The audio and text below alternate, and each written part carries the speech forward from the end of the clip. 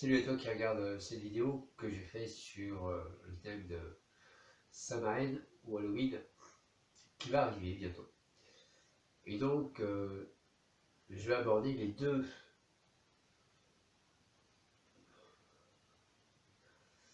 aspects, je dirais, de ce sabbat, d'un des sabbats les plus importants en fait. Je ne sais pas s'il y a un sabbat plus important que l'autre. On a 8 sabbats dans la roue de la vie, et chaque sabbat, finalement, plus ou moins, c'est pratique, importante à faire. Donc, beaucoup de gens te diront qu'en fait, c'est un sabbat très important. Mais moi, je ne vois pas de sabbat majeur et de sabbat mineur. Moi, je vois 8 sabbats qui tournent et qui font partie de la roue de la vie. Donc, le premier aspect, ça va être un aspect sociétal. Le second est un aspect lunaire. Donc, un aspect spirituel. Donc, dans l'aspect sociétal, bon, on va fêter le départ des personnes qui sont parties. Donc pour nous, seul le corps reste, l'esprit continue, donc on va fêter leur départ, on va faire le deuil de toutes les personnes qui sont parties durant l'année.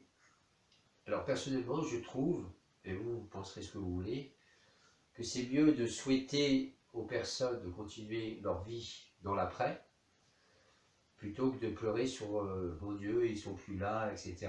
Et puis l'année suivante, je lui amène des fleurs et c'est terrible, et puis là-bas, on le regrette, etc. Non. Est-ce que vraiment ça sert à quelque chose de souffrir parce que les gens sont morts? Je ne pense pas. Je vous suggère, mais vous ferez ce que vous voulez. En tout cas, moi, c'est ce que j'ai fait pour les biens. C'est de souhaiter à ces personnes, avec tout votre amour, qu'elles continuent leur vie, qu'elles sortent du samsara si vous êtes bouddhiste, ou si vous avez des affinités avec les bouddhistes, comme c'est mon cas. Et donc, ça vous libère en fait, et ça peut potentiellement plus libérer l'autre pour continuer ensuite son chemin de vie, son chemin d'évolution. Donc, il y a ce premier aspect. Le deuxième aspect, c'est qu'on va fêter l'incarnation des ancêtres. Donc, il y a ceux qui sont déjà incarnés, qui sont là. Donc, quand vous croyez en la réincarnation, bah évidemment, ce sont des ancêtres, des gens qui sont morts, qui se réincarnent, donc qui reviennent. Donc, on va fêter l'arrivée des ancêtres qui se réincarnent. Donc, les enfants, ce sont des êtres pour lesquels on doit leur donner d'abord une éducation, c'est-à-dire bon comment on parle, quelles sont les coutumes, comment on dit bonjour, au revoir, etc. Donc ça c'est l'éducation, hein.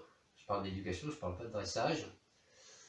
Et ensuite on va leur expliquer voilà où on en est aujourd'hui, on a des téléphones portables, l'administration c'est comme ça, etc. etc. Voilà, les mises à jour. Et ensuite, arrivé à un certain âge, eh bien, on va commencer à réfléchir à l'élévation de l'âme.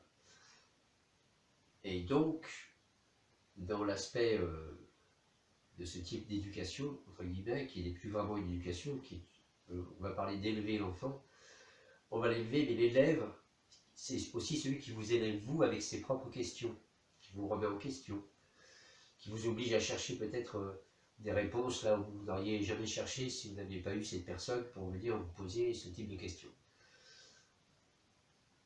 Bien, donc on va fêter l'arrivée de ces personnes-là qui sont là à la fois pour recevoir, mais aussi pour nous donner. Et puis on va fêter l'arrivée des prochains sur l'année de la roue, des prochains ancêtres qui vont s'incarner, avec un feu de joie, etc. Alors l'histoire des masques, etc., des araignées, là, c'est très très récent, ça s'appelle Halloween, c'est très récent. Moi quand dans mes recherches, j'ai pas trouvé ça, hein. J'ai trouvé ça de manière très très récente. Aux États-Unis, il y a quelques années, ça a commencé. Et c'est arrivé en France après. Bon, bref, il ne faut pas chercher. Mais vous faites ce que vous voulez, comme d'habitude. Donc, ça, c'est l'aspect sociétal. Et donc, on va faire un feu, on va manger, on décore la maison, etc. C'est sympa de se faire la fête en famille, etc. Et puis après, il y a tout l'aspect spirituel, à savoir que on fait tout ça à ce moment-là parce que c'est le moment où l'esprit, le monde des esprits, est le plus près d'une autre. Ça, c'est ce qui est dit. En fait, c'est le moment où le monde de l'esprit est le plus près de la matière. Le moment où l'esprit est le plus près de la matière. Donc en fait, c'est le moment où l'arbre a déjà fait sa racine spirituelle pour s'équilibrer dans sa vie. Il la renforce, il fait descendre dans la matière. Maintenant, il va envoyer l'énergie. Si vous regardez les arbres au moment de Samaën, ou de Sowen, comme vous voulez, vous allez voir que l'aura, si vous voyez les auras, l'aura de l'arbre est vraiment vers le bas, il est vraiment en train de faire sa racine.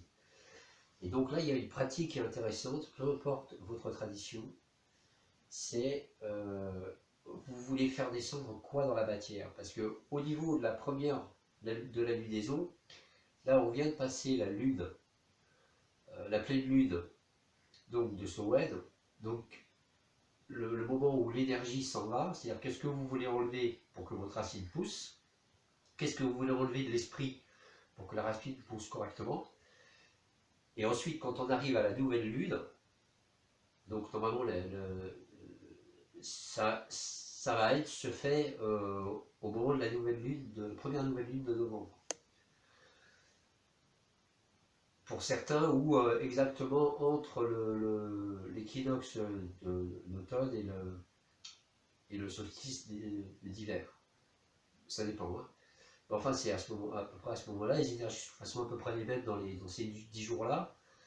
Mais au moment de la nouvelle lune, qu'est-ce que vous voulez planter? Parce que la nouvelle lune, c'est le moment où c'est noir et c'est du féminin. Le noir, c'est du féminin. C'est-à-dire c'est le moment, c'est dans l'obscurité que la graine peut germer. Donc vous mettez quoi en fait dans votre mer à vous, dans votre vie à vous, dans vos pratiques spirituelles. Moi, là actuellement, l'année dernière, j'ai fait pareil, j'ai dit liberté, liberté, liberté, liberté, liberté, liberté, liberté, liberté, liberté, liberté, liberté.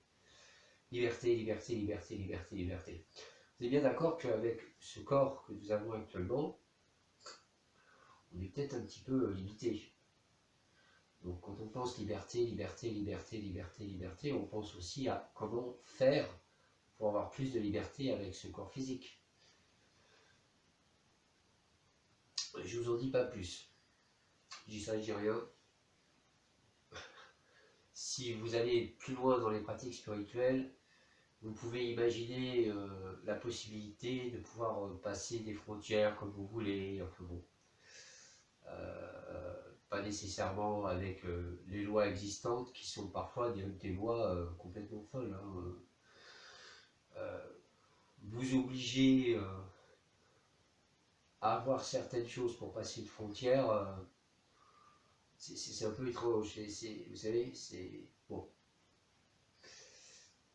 Et comment arriver finalement à monter dans des dimensions supérieures qui permettent en fait d'avoir plus de liberté.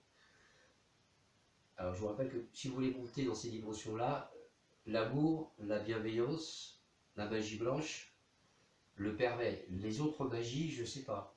Personnellement, je ne pense pas. Ou alors,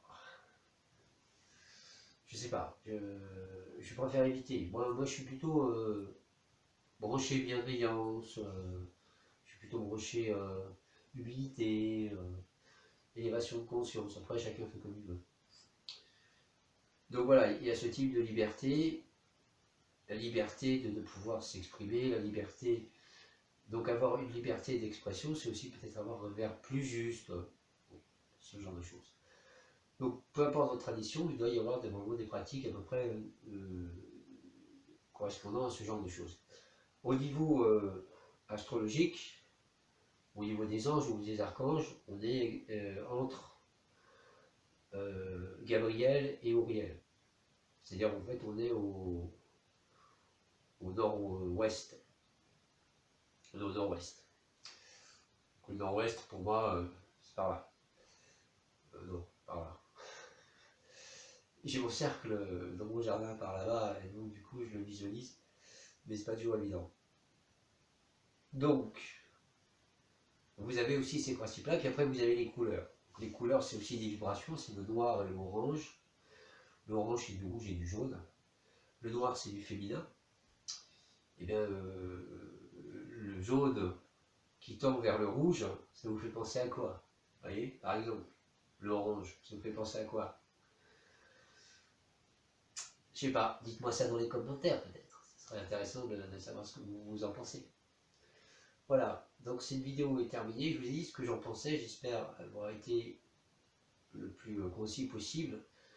Donc je vous rappelle que à la pleine lune, souvent ce qu'on va faire, c'est qu'on va brûler dans le feu ce qu'on ne veut plus, ou dans des sachets invocatoires ce qu'on ne veut plus, alors qu'à la nouvelle lune, on va brûler dans le chaudron, c'est-à-dire dans la transformation, ce qu'on veut. Donc on brûle le bouton de fièvre qu'on ne veut pas à la pleine lune, directement dans le feu, pour qu'il disparaisse, pour que les éléments se dispersent. Et à la nouvelle lune, on va brûler dans le chaudron le papier sur lequel on aura manqué une belle santé. Et puis si ça n'a pas marché, on recommence. Et puis après, le mieux, c'est de passer à autre chose. Voilà, ça c'est un peu pour vous expliquer les lunaisons par rapport à Silhouette, ce qu'on peut faire. Et là, vraiment, l'esprit très très proche, l'esprit est très proche de la matière. Donc je vous disais, cette vidéo est terminée, dites-moi ce que vous en pensez dans les commentaires. Merci de mettre un pouce pour faire monter la chaîne. Abonnez-vous si vous ne l'avez pas encore fait. Merci pour vos partages. Surtout, prenez bien soin de vous. Je vous envoie tout mon amour. À vous, à très bientôt.